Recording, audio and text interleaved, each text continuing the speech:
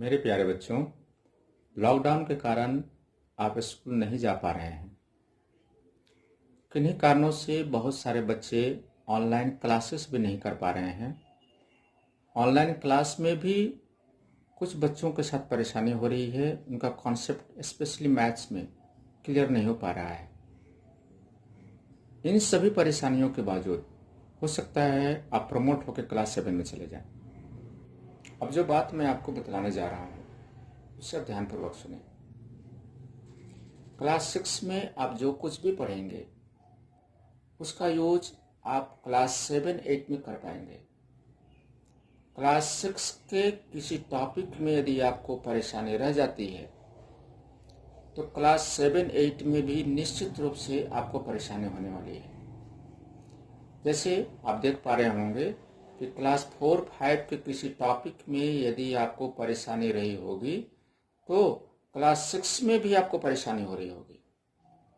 अतः यह जरूरी है कि प्रत्येक क्लास में प्रत्येक टॉपिक को अच्छे से क्लियर किया जाए ताकि नेक्स्ट क्लास में हम उसे आसानी से यूज कर सकें और मेरा मैथ लगातार स्ट्रांग हो सके। इसी बात को ध्यान में रखकर कि आपको मैथ का कॉन्सेप्ट क्लियर हो सके और 7-8 में आपको किसी तरह की कोई परेशानी ना हो, मैं क्लास 6 के सभी चैप्टर्स का वीडियो फॉर्म में सॉल्यूशन लाया हूं ताकि आप उसका लाभ उठा सकें। प्रत्येक चैप्टर में अंत में मैं आपको कुछ सॉल्यूशंस कुछ क्वेश्चंस भी दूंगा जिससे आप ये चेक कर सके कि आपने सीखा कितना है। आप इस वीडियो को सब्सक्राइब कर लेंगे ताकि हर एक वीडियो आप तक आसानी से पहुंच सके। यदि कोई फ्रेंड आपके क्लास 6 में पढ़ते हैं तो आप उन्हें भी ये वीडियो शेयर करें ताकि आपके थ्रू उन्हें भी लाभ मिल सके। तो आइए शुरू करते हैं। चूंकि मिड टर्म एग्जामिनेशन आपका हो चुका है इसलिए मैं चैप्टर 17 से स्टार्ट करता हूं। लास्ट चैप्टर 24 फिनिश करने के बाद मैं फिर से चैप्टर 1 से आपको समझाऊंगा, इसलिए कि फाइनल एग्जामिनेशन में बुक्स के सारे चैप्टर्स आते हैं। तो चलिए चैप्टर 17 शुरू करते हैं। चैप्टर 17 रिलेटेड है क्वाड्रिलेटरल से। मैंने एक वीडियो क्वाड्रिलेटरल के प्रॉपर्टी से रिलेटेड बनाया है। आप डिस्क्रिप्शन के लिंक में जाके उस वीडियो को देख सकते हैं। उस वीडियो को देखने के बाद क्वाड्रिलेटरल से रिलेटेड सारी परेशानी आपकी दूर हो जाएगी। आपको अच्छी तरह से समझ में आ जाएगी कि क्वाड्रिलेटरल का प्रॉपर्टी होता क्या है। उसके अलावे उस वीडियो के अलावे जो क्वाड्रिलेटरल के लिए ज़रूरी है इस चैप्टर में, मैं पहले उसको समझा देता हूँ। सबसे पहले तो हम लोग समझेंगे कि क्वाड्रिलेटरल होता क्या है। क्वाड्रिलेटरल होता है a closed figure having 4 sides. एक क्लोज्ड फिगर होना चाहिए जिसका 4 साइड्स हो। सिर्फ 4 साइड्स होने से कोई क्वाड्रिलेटरल नहीं हो जाता है, उसके लिए क्लोज्ड फिगर होना चाहिए। The closed figure having 4 sides is called quadrilateral. जैसे कि हम देख पा रहे हैं ABCD एक क्वाड्रिलेटरल है, क्लोज्ड है, बंद है सभी तरफ से। तो इसमें हम लोग सबसे पहले समझेंगे कि वर्टेक्स किसको बोलते हैं, इसके पार्ट्स क्या क्या होते हैं, क्वाड्रिलेटरल के पार्ट्स क्या होते हैं। क्वाड्रिलेटरल में 4 वर्टेक्स होते हैं, vertex A, vertex B, vertex C और वर्टेक्स D। इसको सिंगुलर में कहा जाता है वर्टेक्स एंड प्लूरल में वर्टिसेज। तो 4 वर्टेक्स हो गए ABCD। 4 साइड्स भी होते हैं AB, BC, CD और DA। और 4 एंगल्स भी होते हैं, angle A, angle B, angle C और एंगल D। और उसके 2 डायगोनल होते हैं, diagonal first diagonal AC, second diagonal BD। तो इसके 2 डायगोनल होते हैं। तो 2 डायगोनल्स AC एंड BD ये इसके होते हैं। अब क्वाड्रिलेटरल के कुछ साइड्स के पोजीशन के बारे में समझ लेते हैं। सबसे पहले तो आपको जानना पड़ेगा कि ऑपोजिट साइड्स में क्या होता है। यदि हम कहें कि साइड्स ऑपोजिट है तो इसका मतलब क्या होता है। अपोजिट का मतलब होता है आमने सामने। जैसे AB का अपोजिट है BC और AD का अपोजिट है BC। अपोजिट मीन्स ठीक सामने का, AB के ठीक सामने है DC और AD के ठीक सामने है BC। ये दोनों आपस में अपोजिट साइड्स हैं। तो अपोजिट साइड्स हो गए आपके AB और DC, ये पहला साइड्स हो गया। दूसरा हो गया AD और BC। AD और BC ये दो पेयर हो गए अपोजिट साइड्स के। AD का अपोजिट BC और DC का opposite AB। Adjacent sides, adjacent sides का मतलब होता है अगल बगल का साइड्स, जो अपोजिट नहीं है वो एडजेसेंट होता है। जैसे AD का अपोजिट है BC, तो BC को छोड़ के जो दो साइड्स बचता है DC और AB, वो दोनों उसके एडजेसेंट साइड्स होते हैं। एडजेसेंट का मतलब होता है बगल वाला। तो AD के बगल में है DC और AB, ये दोनों एडजेसेंट साइड्स हो गए। जिसके वर्टेक्स कॉमन हो, जिन दो साइड्स के वर्टेक्स कॉमन हो उन्हें एडजेसेंट साइड्स कहते हैं। जैसे AB और AD का वर्टेक्स A कॉमन है, इसलिए AB और AD एडजेसेंट साइड्स हो गए। तो AD और AB ये दोनों एडजेसेंट साइड्स हैं। AD का दूसरा एडजेसेंट है AD और DC, ये भी उसका एडजेसेंट है। उसी तरह से सबके एडजेसेंट को लिखा जा सकता है। मैं और बता देता हूँ आपको। जैसे DC का एडजेसेंट आपको पूछेगा कि what is the adjacent of DC, तो पॉइंट D जो वर्टेक्स है उससे दो साइड्स हैं AD और DC। तो DC का एडजेसेंट हो गया AD and DC adjacent side, और DC का दूसरा एडजेसेंट साइड है BC। तो DC एंड BC ये दो एडजेसेंट साइड्स हो गए। एडजेसेंट साइड्स मीन्स बगल वाला, अपोजिट मीन्स सामने वाला। उसी तरह से अपोजिट एंगल्स, एंगल D का अपोजिट एंगल है B, एंगल D और एंगल B ये दोनों अपोजिट एंगल्स हो गए, पहला पेयर। दूसरा पेयर है एंगल A का अपोजिट क्या होगा, एंगल C। तो एंगल A और एंगल C ये दोनों अपोजिट एंगल्स हो गए। एडजेसेंट एंगल्स क्या होते हैं? एडजेसेंट एंगल्स का मतलब फिर से वही है, वो एंगल जो बगल में है। एंगल D के बगल में है एंगल A और एंगल D के बगल में है एंगल C। तो एंगल D का एडजेसेंट हो गया एंगल A और एंगल D का एडजेसेंट एंगल दूसरा हो गया एंगल C। तो हम लिख सकेंगे angle D and angle A। Angle D और एंगल A एडजेसेंट है, एंगल D और एंगल C वो भी एडजेसेंट है। Angle D angle C adjacent है। जैसे आपको पूछा जाएगा कि एंगल C का एडजेसेंट एंगल कौन सा है, तो आप देखेंगे पहले कि एंगल C का अपोजिट कौन सा है। एंगल C का अपोजिट है एंगल A, तो एंगल A इसका एडजेसेंट नहीं होगा। तो बचा कौन सा, B और D। तो B और D इसके एडजेसेंट एंगल होगा। तो एंगल C का एडजेसेंट है एंगल B और एंगल C का एडजेसेंट है एंगल D भी। इस तरह से आप एडजेसेंट साइड्स और एडजेसेंट एंगल की पहचान कर सकते हैं। आइए अब समझते हैं angle sum property. Angle sum property of a quadrilateral. Angle sum property का अर्थ होता है कि किसी भी फिगर में उसके जितने भी एंगल्स हैं उन सभी एंगल्स को ऐड करने पे कितना होता है। The sum of all angles of a given figure is called angle sum property. जैसे ट्रायंगल में 3 एंगल्स होते हैं और 3 एंगल्स को ऐड करने पे 180 डिग्री होता है। तो angle sum property of triangle होता है the sum of 3 angles of a triangle is 180 degree. उसी तरह से angle sum property of quadrilateral क्या होगा, क्वाड्रिलेटरल में 4 एंगल्स होते हैं, ये 4 एंगल्स को ऐड करने पे 360 डिग्री होता है। Angle sum property of quadrilateral हुआ sum of 4 angles is 360 degree.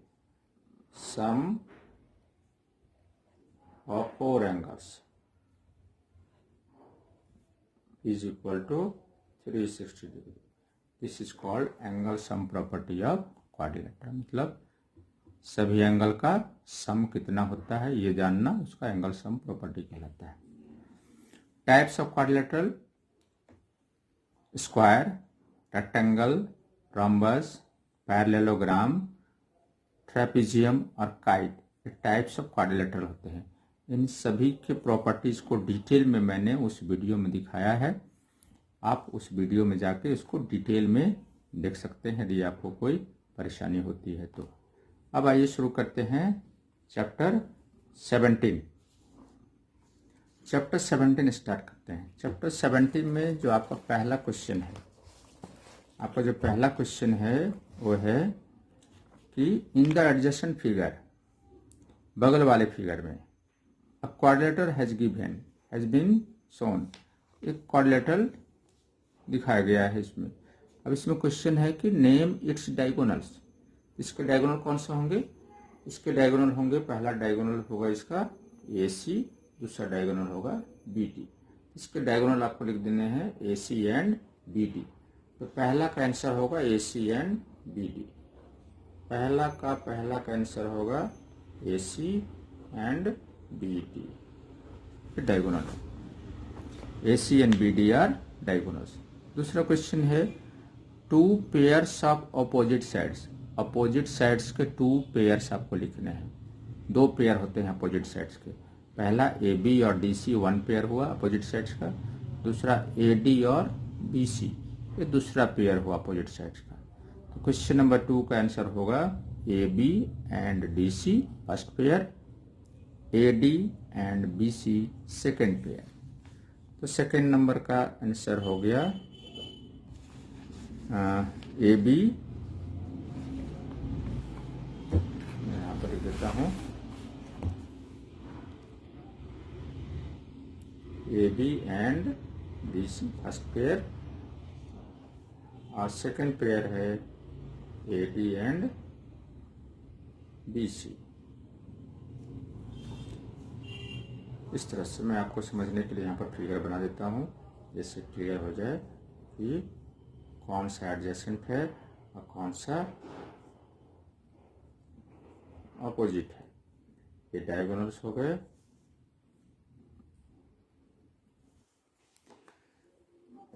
Next question है question number 3। According to question number 3, two pairs of opposite angles, यहाँ पे अपोजिट एंगल्स पूछा जा रहा है और वो भी दोनों pair, two pairs opposite angles का दोनों पेयर। तो अपोजिट एंगल्स हो गए एंगल A और एंगल C, ये दोनों आपस में अपोजिट है। तो फर्स्ट पेयर हुआ angle A and angle C। Question number 3, angle A and angle C, ये फर्स्ट पेयर हुआ। सेकेंड पेयर हुआ angle B and angle D, ये दोनों सेकेंड पेयर हुए। तो angle B and angle D, ये second pair, two pairs of opposite angles. Question number 4, question number 4 के अनुसार, according to question number 4, two pairs of adjacent sides. अब ये adjacent sides के बारे में पूछ रहा है, अगल बगल वाला साइड।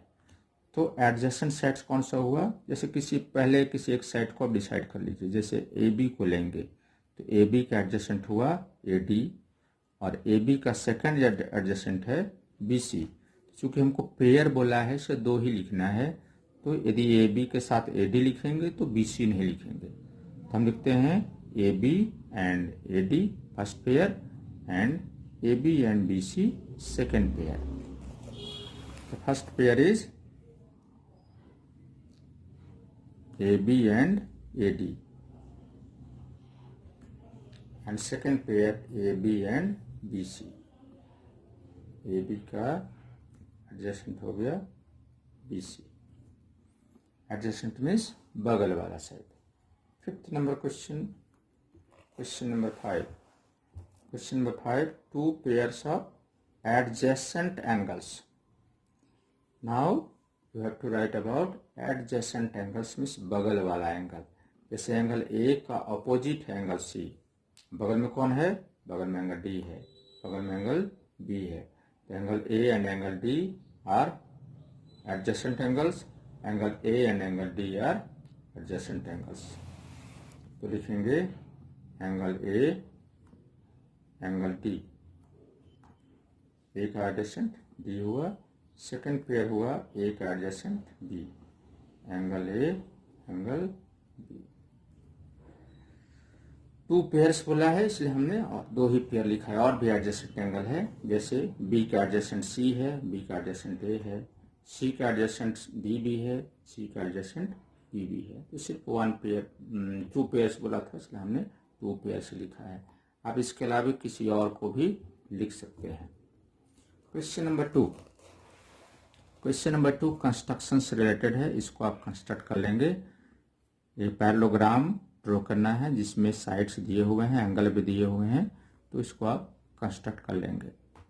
क्वेश्चन नंबर 3 ये इंपॉर्टेंट क्वेश्चन है। क्वेश्चन नंबर 3 दिया है 2 sides of a parallelogram are in the ratio 4:3। जब भी किसी चीज़ का इंफॉर्मेशन रेशियो को फॉर्म में होता है तो हम लोग पहले इसको x मान लेते हैं। 2 साइड्स ऑफ ए पैरेललोग्राम में 2 तरह का साइड होता है, जिसमें एक को लेंथ बोलते हैं, एक को ब्रेड्थ। जैसे पैरेललोग्राम यदि हम मान लेते हैं, इसमें यदि ये लेंथ होता है तो ये ब्रेड्थ हो जाएगा। तो 1 लेंथ होता है, 1 ब्रेड्थ होता है। यदि लेंथ को हम 4x मानेंगे तो ब्रेड्थ हो जाएगा 3x, इसलिए कि साइड्स का रेशियो दिया हुआ है। तो हम लोग मान लेते हैं let length is 4x and breadth is 3x। फिर क्या दिया हुआ है, perimeter of its perimeter is 56 centimetre. Perimeter given है पैरेललोग्राम का। पैरेललोग्राम का पेरीमीटर का फॉर्मूला वही होता है जो रेक्टेंगल का होता है, 2 इंटू एल प्लस बी। तो उस फार्मूला को हम यूज करेंगे और लेंथ एंड ब्रेड्थ या जो भी साइड्स पूछा है वो निकाल लेंगे। लिखा है find the lengths of its sides. Lengths of its sides means दोनों साइड निकालना है, लेंथ भी और ब्रेड्थ भी, दोनों का लेंथ हमें फाइंड करना है। तो हम लोग इसमें मान लेते हैं 4:3 रेशियो दिया हुआ है क्वेश्चन नंबर 3 में। तो हम लोग इसको मान लेते हैं let length is equal to 4x and breadth is equal to 3x। तो लेंथ हमने मान लिया 4x, ब्रेड्थ मान लिया 3x। अब इसका पेरीमीटर दिया हुआ है तो पेरीमीटर का फॉर्मूला लिखेंगे। Since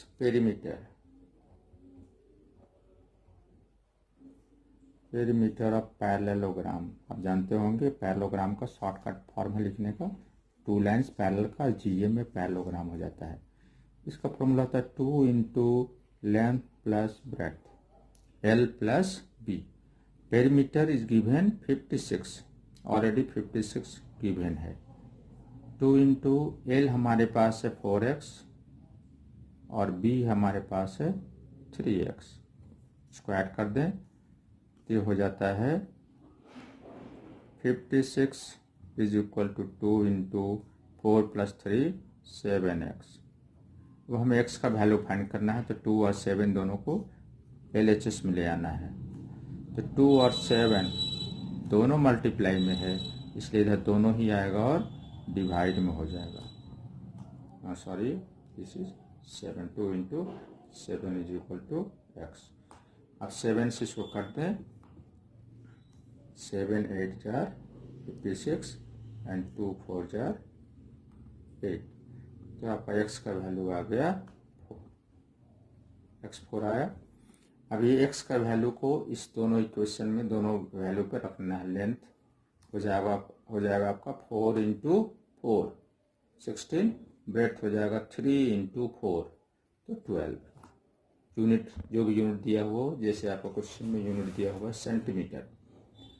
perimeter is 56 centimetre, unit है सेंटीमीटर में, इसलिए हमारा आंसर भी सेंटीमीटर में ही होगा।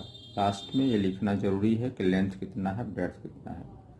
therefore length is equal to 4x, हमने 4x माना था, 4x माना था। अब हमारे पास x का वैल्यू कितना है 4, लिखेंगे 4 into 4 is equal to 16 centimetre.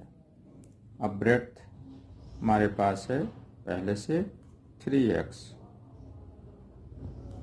तो 3 इंटू 4x का वैल्यू हमारे पास 4 है, तो 4 3 जार 12 सेंटीमीटर। इस तरह से ये दोनों ही वैल्यू निकल गया, ये आपका आंसर है। तो क्वेश्चन नंबर 3 ये वेरी इंपॉर्टेंट है। इस तरह के क्वेश्चन आते हैं और काफ़ी इम्पॉर्टेंट होते हैं क्वेश्चन, इसलिए इस पर आपको ध्यान देने पड़ेंगे। नेक्स्ट क्वेश्चन है question number 4। Question number 4 100% properties of quadrilateral पर बेस्ड है। यदि आपको प्रॉपर्टीज ऑफ क्वाड्रिलेटरल मालूम नहीं है तो मैं कहूँगा कि पहले आप उसे पढ़ लें, जाके मेरा वो वीडियो पहले देख लें।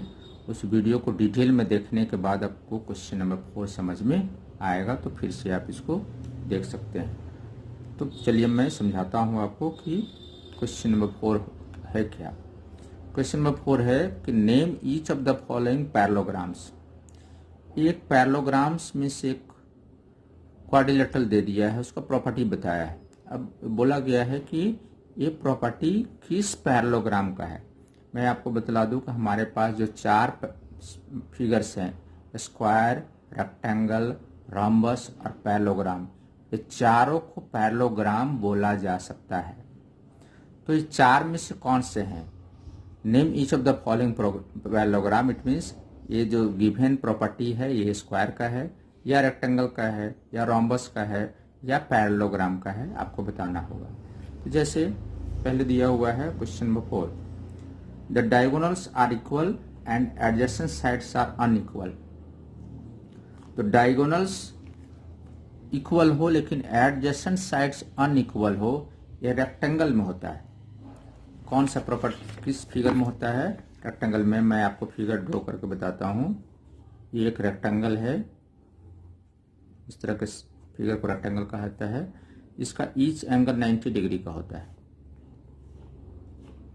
जब ईच एंगल जिसका 90 डिग्री हो उसका डायगोनल इक्वल होता है। इसको ध्यान रखेंगे, जिस फिगर का ईच एंगल 90 हो उसका डायगोनल इक्वल होता है। इसका भी डायगोनल इक्वल होता है, डायगोनल इसका इक्वल होता है।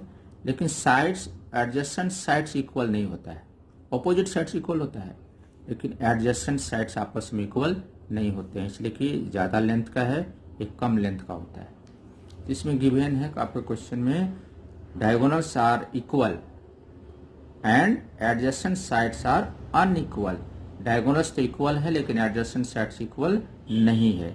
तो ये पहला नंबर का आंसर होगा rectangle. Second, the diagonals are equal, इसमें भी बोल रहा है डायगोनल्स इक्वल है और adjacent sides are equal, adjacent side भी इक्वल है, डायगोनल भी इक्वल है। तो ये कौन सा फिगर में होगा? ये होता है स्क्वायर में। स्क्वायर इस तरह का फिगर होता है जिसमें each sides are equal, all sides are equal होते हैं किसी स्क्वायर में। तो जब ऑल साइड्स इक्वल है तो एडजेसेंट भी इक्वल होगा, अगल बगल वाला भी इक्वल होगा। तो ये दोनों साइड भी इक्वल है और चूंकि इसका ईच एंगल 90 होता है अतः इसका डायगोनल भी इक्वल होता है। मैंने पहले बताया कि जिसका ईच एंगल 90 होता है उसका डायगोनल इक्वल होता है। तो स्क्वायर एक ऐसा क्वाड्रिलेटरल है जिसका डायगोनल भी इक्वल होता है और एडजेसेंट साइड्स भी इक्वल होता है, और हम कह सकते हैं ऑल साइड्स इक्वल होता है। तो question number 2, diagonals are equal and adjacent sides are equal, इसका आंसर होगा square. Question number 3, diagonals are unequal. अब आपको एक ऐसा क्वाड्रिलेटरल ढूंढना है जिसका डायगोनल इक्वल नहीं होता है। तो डायगोनल अनइक्वल किसका होगा? जिसका ईच एंगल 90 डिग्री का ना हो, और एडजेसेंट साइड्स आर इक्वल, लेकिन उसका एडजेसेंट साइड इक्वल होता है। एडजेसेंट साइड्स उसी का इक्वल होता है जिसका ऑल साइड्स इक्वल होता है। तो वो फिगर है रोम्बस। रोम्बस एक ऐसा फिगर है जिसका ऑल साइड्स तो इक्वल होता है लेकिन ईच एंगल 90 डिग्री नहीं होता है। तो ऑल साइड्स आर इक्वल, जब ऑल साइड्स इक्वल होगा तो एडजेसेंट साइड्स भी इक्वल होगा, लेकिन इसका डायगोनल इक्वल नहीं होता। देखिए डायगोनल बड़ा होगा चूंकि ज़्यादा डिस्टेंस है, और ये डायगोनल छोटा होगा इसलिए कि इसका डिस्टेंस कम है। इसका डायगोनल्स अनइक्वल होता है लेकिन एडजेसेंट साइड्स इक्वल होता है। तो diagonals are unequal and the adjacent sides are equal. तो थर्ड नंबर का आंसर होगा रोम्बस। अब आइए क्वेश्चन नंबर 5 में आते हैं। Question number 5, question number 5 related है ट्रेपीजियम के प्रॉपर्टी से। तो आप वो वीडियो जब देखेंगे ट्रेपीजियम से रिलेटेड तो उसमें आपको सारा आंसर इसका मिलेगा। What is trapezium? When do you call a trapezium an isosceles trapezium and draw an isosceles trapezium, measure its sides and angles? तो वो वीडियो आप देखेंगे तो इसका आंसर आपको क्लियरली वहाँ पे मिल जाएगा कि ट्रेपेजियम क्या है और आइसोसेलेस ट्रेपेजियम क्या है, मैंने डिटेल में समझाया है। क्वेश्चन नंबर 6 भी 100% प्रॉपर्टीज ऑफ क्वाड्रिलेटरल से ही रिलेटेड है। तो आइए देखते हैं, which of the following statement are true and which are false. आपको बताना है इसमें से कौन ट्रू है और कौन सा फॉल्स है। तो पहला दिया हुआ diagonals of a parallelogram are equal. Parallelogram का डायगोनल इक्वल नहीं होता है। पैरेललोग्राम इस तरह का फिगर को कहा जाता है, जो हमने पहले देखा है। इस तरह का एक फिगर होता है, ये इस तरह का फिगर को बोला जाता है पैरेललोग्राम। इसका डायगोनल इक्वल नहीं होता है, ये डायगोनल बड़ा होगा और ये डायगोनल छोटा होगा। तो पैरेललोग्राम के डायगोनल इक्वल नहीं होते हैं। मैं पहले भी बताया हूं आपको कि डायगोनल किसके इक्वल होते हैं, जिसके ईच एंगल 90 डिग्री का होते हैं। क्योंकि पैरेललोग्राम का ईच एंगल 90 डिग्री नहीं होता है तो इसका डायगोनल भी इक्वल नहीं होता है। तो लिखा है the diagonals of a parallelogram are equal, तो ये फॉल्स स्टेटमेंट है, this is not a true statement. Second, the diagonals of a rectangle are perpendicular to each other. Rectangle का डायगोनल परपेंडिकुलर मीन्स 90 डिग्री पे bisect करता है, ये दे रहा है। आइए इसको समझते हैं। रेक्टेंगल का डायगोनल 90 डिग्री पे बाइसेक्ट करता है, इसका मतलब हुआ कि ये दोनों डायगोनल हम ड्रॉ करेंगे तो दोनों डायगोनल एक दूसरे को बाइसेक्ट करते हैं और यहाँ पे 90 डिग्री का एंगल बनाते हैं, जो कि रॉन्ग है। रेक्टेंगल का डायगोनल कभी भी 90 डिग्री का एंगल नहीं बनाता है। सिर्फ दो फिगर है जिसका ऑल साइड्स इक्वल हो, सिर्फ उसी का डायगोनल 90 डिग्री पे बाइसेक्ट करता है, या कह सकते हैं परपेंडिकुलर बाइसेक्ट करता है। और वैसा दो ही फिगर है, एक है रोम्बस और एक है स्क्वायर। सिर्फ रोम्बस और स्क्वायर के ऑल साइड्स इक्वल होते हैं, इसलिए रोम्बस और स्क्वायर के डायगोनल्स 90 डिग्री पे बाइसेक्ट करते हैं, या कह सकते हैं परपेंडिकुलर बाइसेक्ट करते हैं। सिर्फ डायगोनल, सिर्फ रोम्बस और स्क्वायर, रेक्टेंगल के नहीं। तो यहाँ कह रहा है कि diagonals of rectangle are perpendicular to each other, ये रॉन्ग स्टेटमेंट है।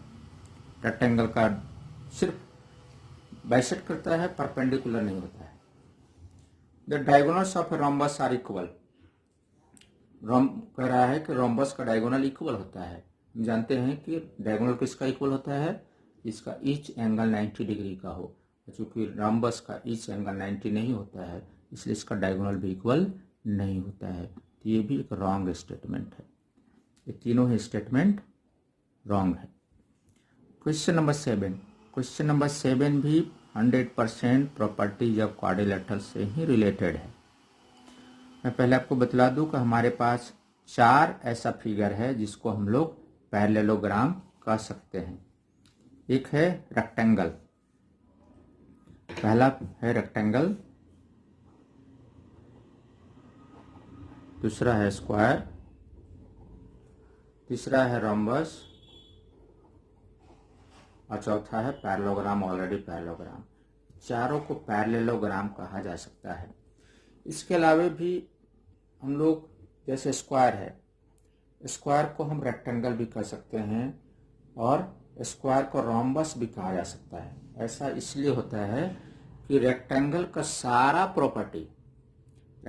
सारा प्रॉपर्टी स्क्वायर में है, इसलिए हम स्क्वायर को भी रेक्टेंगल कह सकते हैं। अब इसका उल्टा देखते हैं कि स्क्वायर रेक्टेंगल में स्क्वायर का सारा प्रॉपर्टी नहीं है, इसलिए रेक्टेंगल को स्क्वायर नहीं कहा जा सकता है। रेक्टेंगल को स्क्वायर नहीं कहा जा सकता है, स्क्वायर को रेक्टेंगल कहा जा सकता है।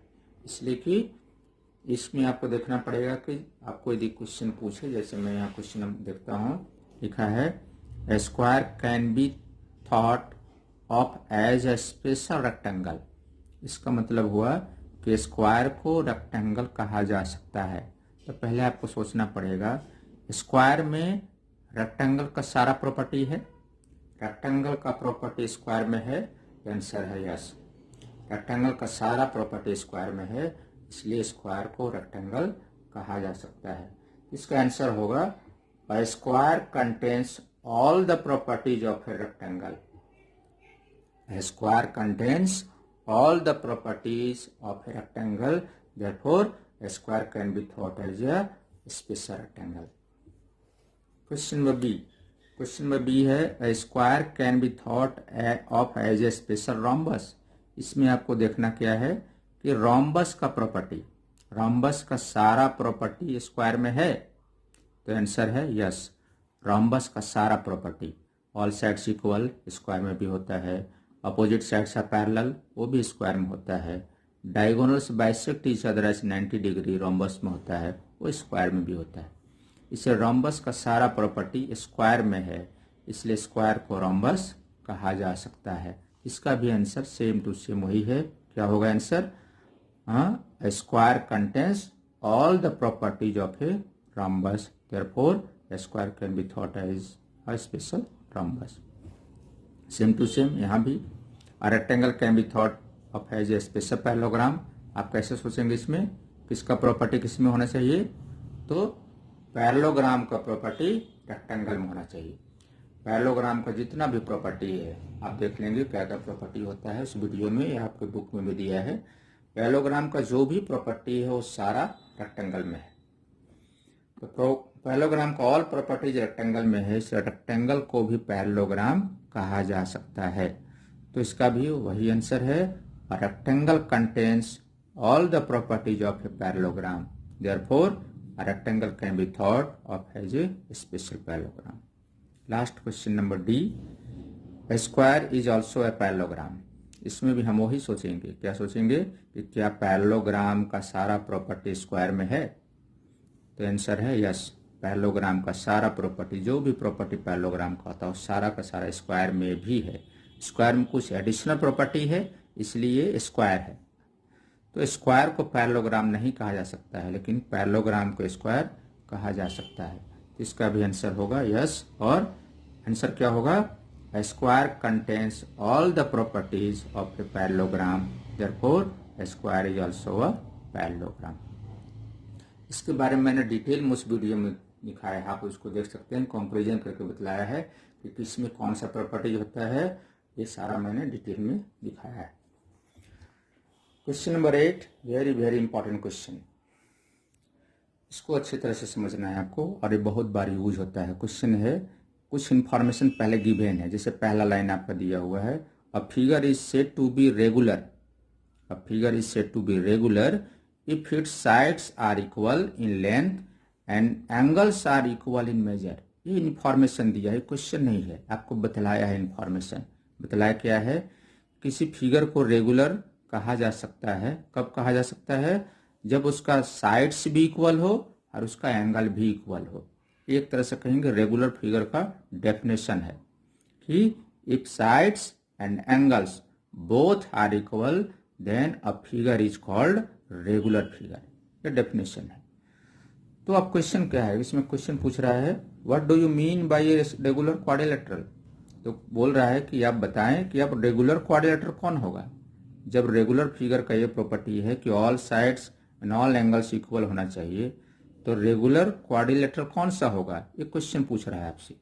तो आपको सोचना है कि वो कौन सा क्वाड्रिलेटरल है जिसका ईच एंगल इक्वल होता है और ईच ऑल साइड्स भी इक्वल होता है, जिसका एंगल भी इक्वल हो और साइड्स भी इक्वल हो। तो आंसर कौन सा है? स्क्वायर। स्क्वायर एक ऐसा फिगर है जिसका ईच एंगल 90 डिग्री होता है और ऑल साइड्स आर इक्वल होता है। एक स्क्वायर एक ऐसा फिगर है जिसका ईच एंगल 90 डिग्री और ऑल साइड्स इक्वल। तो ये एक रेगुलर फिगर है। क्यों? इसलिए कि इसका एंगल और साइड दोनों ही इक्वल होता है, इसलिए square is a regular quadrilateral. Answer होगा स्क्वायर। क्वेश्चन नंबर 8 का आंसर होगा स्क्वायर। मान लेते हैं आपको एक क्वेश्चन दिया जाता है, आप चेक करेंगे खुद से कि आपने समझा कि नहीं। क्वेश्चन है कि what do you mean by a regular triangle. इस प्रॉपर्टी के आधार पर आप सोच के देखें कि रेगुलर ट्रायंगल कौन सा होगा। एक ऐसा ट्रायंगल आप ढूंढे जिसका साइड्स भी इक्वल हो और एंगल्स भी इक्वल हो। चूँकि आपने एंगल्स पहले पढ़ चुका है, तो आप चेक करें खुद से कि आपने कितना सीखा। आप ये पता करें कि कौन सा ट्रायंगल है जिसे हम रेगुलर कह सकते हैं। ठीक है स्टूडेंट, आज इतना ही। नेक्स्ट वीडियो में हम लोग एक नया चैप्टर सीखेंगे। तब तक के लिए आप स्वस्थ रहें और खुश रहें।